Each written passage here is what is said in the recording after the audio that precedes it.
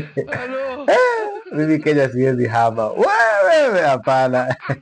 Wala kuna huyu jamaa anaitwa David Mukaya. Huyu David Mukaya alishikwa akapelekwa kwa koti.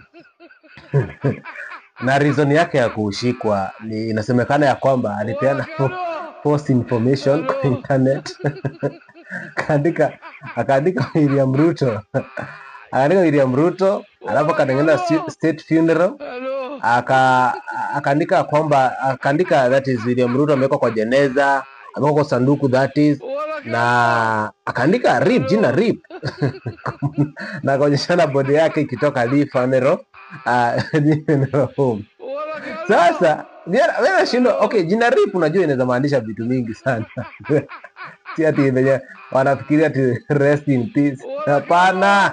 Inaweza hadi maanisha romance in Paris. Sasa jamaa akashikwa.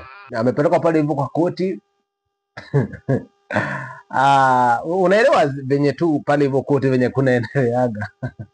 Madizi hii wenye walimshika wakaambiwa, okay, unasema jamaa alipeana false information na nini na nini. Haya. Simpeane evidence ama the witness. Witness ni akina nani ya kwamba David alifanya hizo vitu mnasema.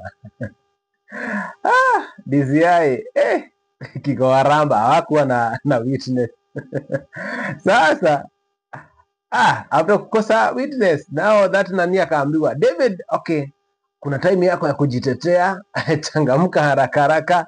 David akaamka akasema, mimi with all due respect, my honor, huyo mtu mnaita William Ruto mimi simjui.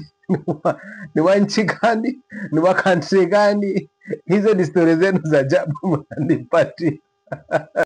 Akasema, na kama kuna mwenye anaitwa William Ruto ajitokeze kwa hii koti, akuja aseme yeye anaitwa William Ruto na yeye ndiye aliyekuwa accused.